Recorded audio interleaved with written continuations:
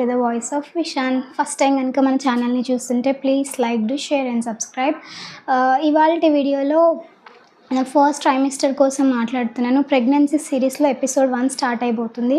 So first pregnancy and second pregnancy ఏదైనా చాలా different phases ఉంటాయి. అన్ని ప్రెగ్నెన్సీలు సేమ్ ఉండవు. అందులో వచ్చే సిక్నెస్ కూడా డిఫరెంట్గా ఉంటుంది. సో నా ఫస్ట్ ప్రెగ్నెన్సీ అయితే నేను ప్రెగ్నెంట్ అని కూడా నాకు తెలియదు, అంత సింపుల్గా అయిపోయింది అనమాట. కానీ అప్పుడు జస్ట్ నాజియా, వామిటింగ్స్ ఇలా ఉండింది, కానీ అంత సిక్నెస్ అయితే లేదనమాట.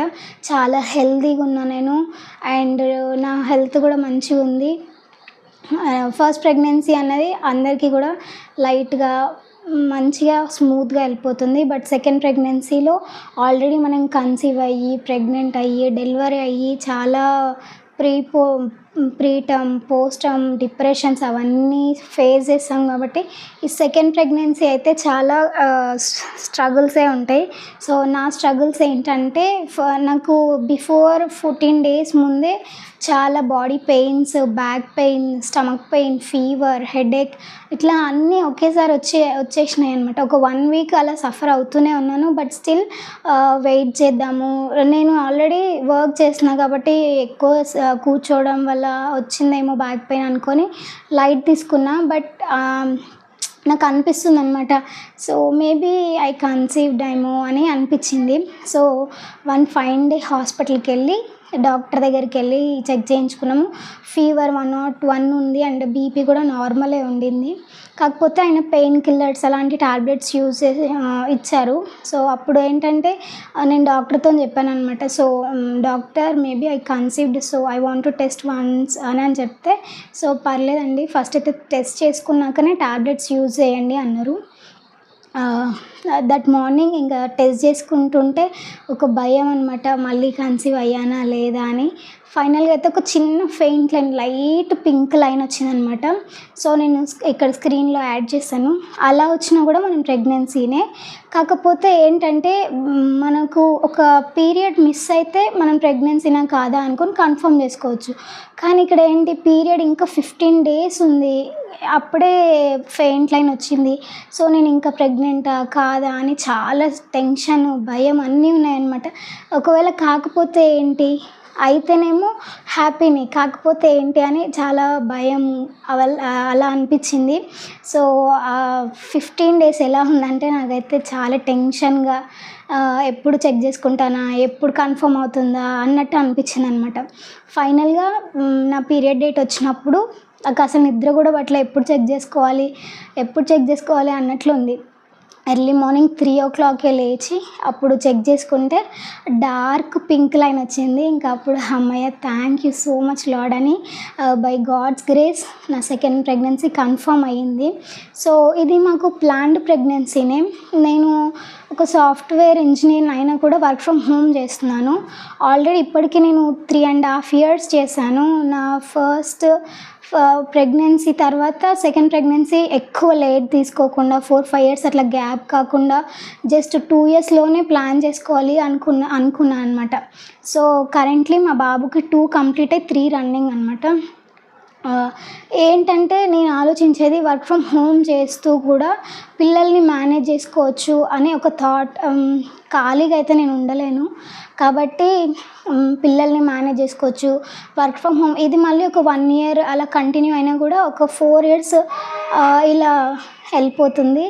సో ప్రెగ్నెన్సీ స్మూత్గా ఉంటుంది, కిడ్స్ని కేర్ చేసుకోగలుగుతాను, అండ్ కెరియర్ కూడా గ్యాప్ లేకుండా ఫుల్ఫిల్ అవుతుందని చెప్పి ఇలా ప్లాన్ చేసుకున్నాను. మేబీ చాలామంది అంటారు ఒక 3 years 4 years అట్లా గ్యాప్ ఉంటే పెద్ద కిడ్కి మంచిగా ఉంటుంది అని, కానీ ఇంకా అంత టైం వేస్ట్ చేసుకోవాలనుకోలేదు నేను.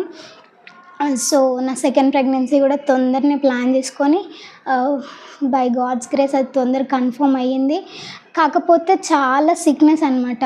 ఎంత సిక్నెస్ అంటే full body pains, fever, vomitings, nausea ఇలాంటి చాలా పెయిన్స్ అయితే ఉన్నాయి. చాలా స్ట్రగుల్ అయినా కాకపోతే this baby is very blessing అనుకోవాలి. ఎందుకంటే ఎన్ని స్ట్రగుల్స్ అయినా కూడా బేబీ వస్తుందనే ఒక హ్యాపీనెస్ మాకుంది. Already I have a boy కాబట్టి గర్ల్ అయితే బాగుంటుంది అని అనిపించింది. కానీ ఇట్లా ఫుల్ సిక్నెస్గా ఉంటే గర్ల్ అని అంటారు కదా, చూడాలి ఎవరు పుడతారో. అండ్ సిక్నెస్ కోసం మాట్లాడుకుంటే అది ప్రికాషన్స్ మనం ఏం తీసుకోవాలి ఈ ఫస్ట్ ట్రైమిస్టర్లో అంటే ఎక్కువ స్టెప్స్ ఎక్కడం కానీ లేకపోతే వెయిట్ లిఫ్టింగ్ ఇలాంటివి అయితే చేయకూడదు. అండ్ నేను కొన్ని సిక్నెస్ కొన్ని ప్రికాషన్స్ కోసం ఇక్కడ స్క్రీన్ షాట్స్ కూడా యాడ్ చేస్తాను చూడండి. అండ్ మనం ఎలా మేనేజ్ చేయొచ్చు వీటన్నిటిని. మనం ఆల్రెడీ వర్క్ చేస్తూ ఒక చిన్న కిడ్తోని మళ్ళీ ఈ ప్రెగ్నెన్సీ ఇవన్నీ చాలా స్ట్రగుల్స్ అండి. లిటరల్లీ అనుభవించే వాళ్ళకే తెలుస్తుంది. సో నా ఫస్ట్ కిడ్ని మేనేజ్ చేయడం అది ఇంకా అప్పటికి ఫీడింగ్ ఇస్తూనే ఉన్నాను నేను. అది ఇంకా టార్చర్ అనమాట. ఎందుకంటే బాబుకి 2 years కూడా కంప్లీట్ కాలేదు అప్పటికి. వాడికి ఫీడింగ్ ఇవ్వాలా లేదా అన్నది ఒకలాంటి స్ట్రెస్. మళ్ళీ ఇక్కడ వర్క్ బ్యాలెన్స్ అవ్వాలి, అదొక స్ట్రెస్. మళ్ళీ ఈ ప్రెగ్నెన్సీలో పెయిన్స్ ఇదొక స్ట్రెస్. ఇలా అన్ని స్ట్రెస్ గుండా పోతున్నప్పుడు ఫైనల్గా ఇంకా నాకు సెకండ్ ట్రైమిస్టర్ 5 months అట్లా అయినప్పుడు మా ఫస్ట్ కిడ్ది కూడా సెకండ్ బర్త్డే కంప్లీట్ అయినాక పాలైతే మంచిగా మర్చిపోయినాడు. అది కూడా పెద్దగా ఇష్యూస్ లేకపోతే ఎక్కువ అని కష్టపెట్టడం అలా కాదు, చాలా స్మూత్గా జరిగిపోయింది ఇది కూడా. సో అదొక మంచి విషయం అనుకోవాలి. అండ్ వాళ్ళని మేనేజ్ చేయడానికి కంపల్సరీగా ఫ్యామిలీ సపోర్ట్ ఉండాలి. నేను ఒకవేళ మా ఇంటికి వెళ్తే మా డాడీ, మా మమ్మీ, మా చెల్లి చూసుకుంటారు. ఒకవేళ నేను మా అత్తగారి ఇంట్లో ఉంటే మా అత్తమ్మ, మామయ్య వాళ్ళతోనే ఎక్కువ టైం స్పెండ్ చేస్తూ ఉంటాడు మా ఫస్ట్ కిడ్. అండ్ సో మన సెకండ్ కిడ్ని మేనేజ్ చేయడానికి మాత్రం ఫ్యామిలీ సపోర్ట్ ఫుల్గా ఉండాలి. అండ్ వర్క్ బ్యాలెన్స్ అంటారా, ఇంకా అది మనకు తప్పదు కాబట్టి చేసుకుంటూనే ఉండాలి.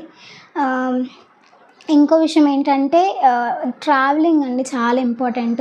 మనం ఫస్ట్ ట్రైమిస్టర్ అయిపోయేసరికి ఎక్కువ ట్రావెల్ చేయకపోతే మంచిది. నేను ఫస్ట్ ట్రైమిస్టర్లో ఉన్నప్పుడు సో హైదరాబాద్ నుంచి గద్వాల్ వరకు ఫుల్ ట్రావెలింగ్ అయిపోయింది.